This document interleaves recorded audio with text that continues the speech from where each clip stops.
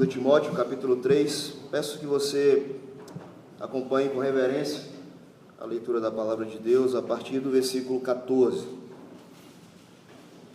2 Timóteo, capítulo 3, a partir do versículo 14.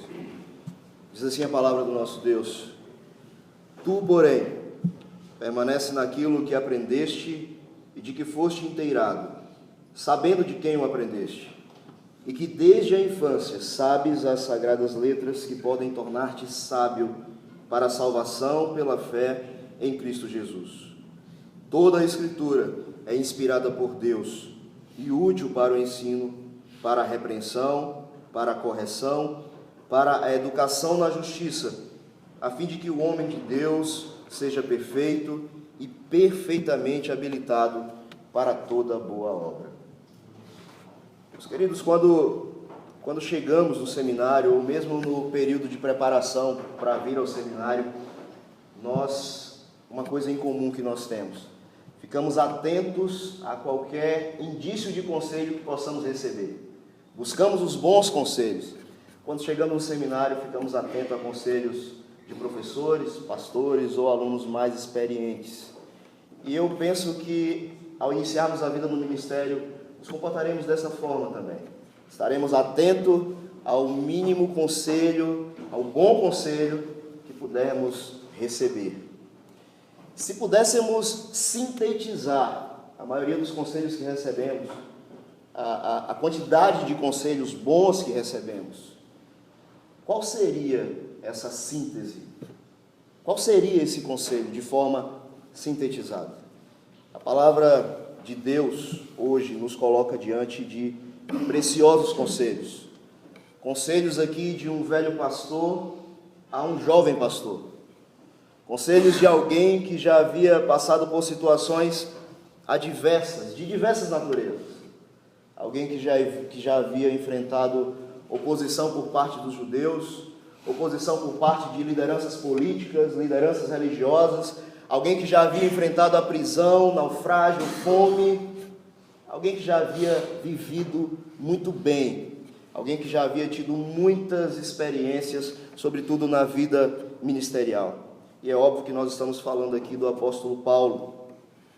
Diante de tantos alertas específicos dados a Timóteo sobre falsas doutrinas, falsos mestres, falsos ensinamentos, Paulo então se dirige a Timóteo, lhe trazendo conselhos ou instruções quanto à eficácia das Escrituras, a eficácia das Escrituras sagradas. Vejamos apenas alguns aspectos desses preciosíssimos conselhos que Paulo dá aqui a Timóteo.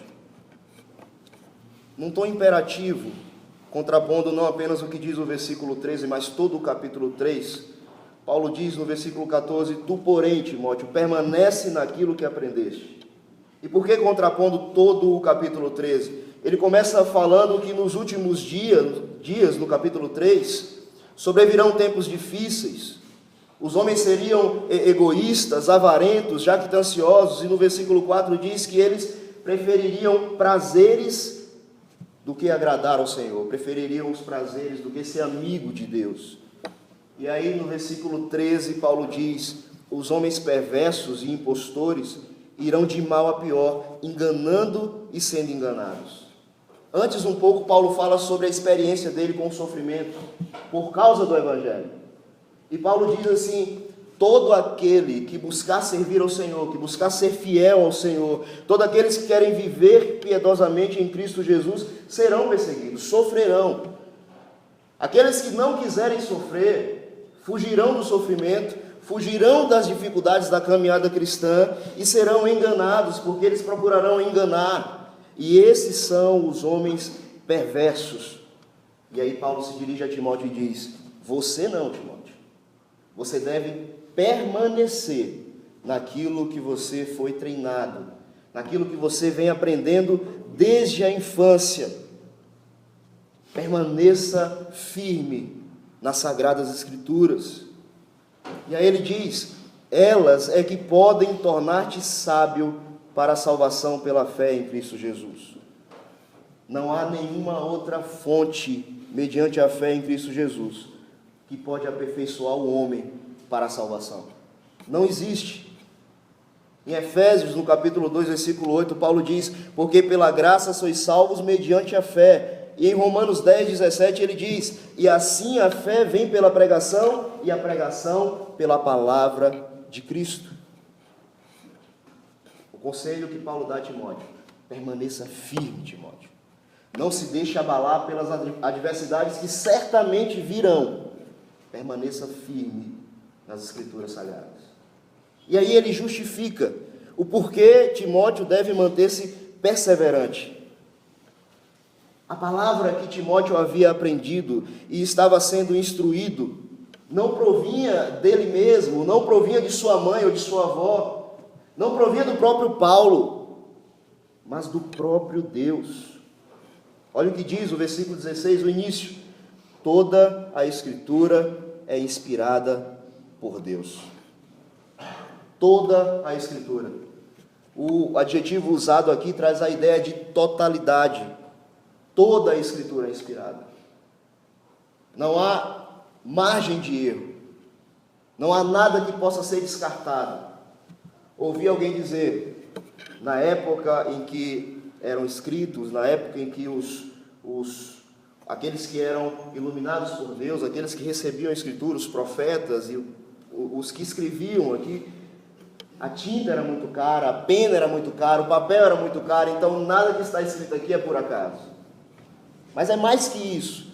Nada que está escrito aqui é por acaso, porque a fonte é o próprio Deus. A fonte é o Espírito Santo de Deus. E Paulo então diz: permaneça firme, Timóteo, porque não sou eu que estou dizendo. Por mais boa vontade que eu tenha, não é a sua avó, a sua mãe, é o próprio Deus. A palavra vinda do próprio Deus. E por fim, o apóstolo Paulo enumera os muitos e variados usos da Escritura. E ele mostra com isso sua eficácia, no que abrange todo o ministério de Timóteo. Observe o que ele diz: toda a Escritura é inspirada por Deus, a partir do versículo 16, e útil para o ensino, para a repreensão, para a correção, para a educação na justiça. Útil para o ensino, para manter o homem naquilo que é correto. Útil para a repreensão, para corrigir o homem dos erros cometidos. Útil para a correção, para fazer com que o homem deixe de fazer o que é errado e faça o que é correto. E útil para a educação na justiça, para que o homem permaneça fazendo o que é certo. Ora, se isso aqui não abrange toda a vida ministerial, olha se isso aqui não abrange tudo o que nós precisamos na nossa caminhada cristã e no ministério. Permanecer naquilo que é correto. A palavra de Deus é útil para isso. A palavra de Deus é útil para isso. Meus queridos, nós somos aqui no seminário guarnecidos de técnicas e ferramentas para nos ajudar quanto ao uso das Escrituras. Mas nós sofremos uma tentação seríssima de usar a palavra de Deus, de usar as Escrituras apenas como um instrumento de trabalho, apenas como uma ferramenta mecânica, com a intenção apenas de preparar estudo, de preparar sermão, talvez até com um pensamento egoísta, do tipo: o que é que vão pensar de mim se eu gaguejar lá na frente? O que é que vão pensar de mim se eu falar besteira? Nós corremos esse risco de ter as Escrituras apenas como um instrumento de trabalho e nos esquecemos que ela é um meio de nos relacionarmos com Deus. Ela é o meio de nos relacionarmos com Deus. Foi por meio dela que o Senhor aqueceu o teu coração e despertou o desejo para que você estivesse aqui hoje. Despertou o desejo pelo ministério. É por meio dela que nós somos lembrados daquilo que é correto, daquilo que agrada a Deus, e que nós somos alertados daquilo que é errado e que não devemos fazer.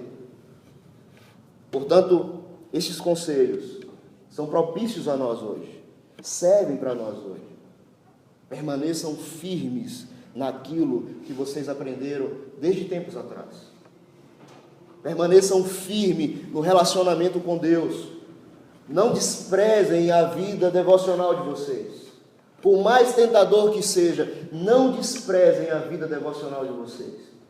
Não desprezem o momento de pegar a Bíblia, ler, com a intenção de ouvir apenas Deus falar com você. Não desprezem momentos como esse. Nós somos instruídos a isso aqui. Perseverem naquilo que vocês foram instruídos. Amem e deem tempo ao relacionamento com Deus.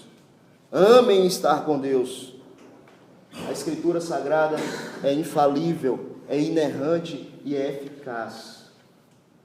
Nós não podemos inverter as ordens. As ferramentas que nós aprendemos, o que nós aprendemos aqui, aquilo que nós recebemos aqui de informação, são coisas muito boas, valiosíssimas, e glória a Deus por isso.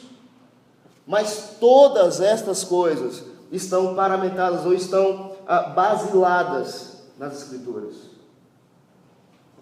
Primeiro vem as Escrituras e depois todas as ferramentas que nós temos aprendido aqui no seminário. Não é o contrário. Portanto, ame o que vem primeiro. Se dedique ao que vem primeiro. As Escrituras, o relacionamento com Deus. Priorize isso. O seu relacionamento com Deus. Conforme o versículo 17, a Escritura é que é capaz de tornar o homem apto a toda boa obra.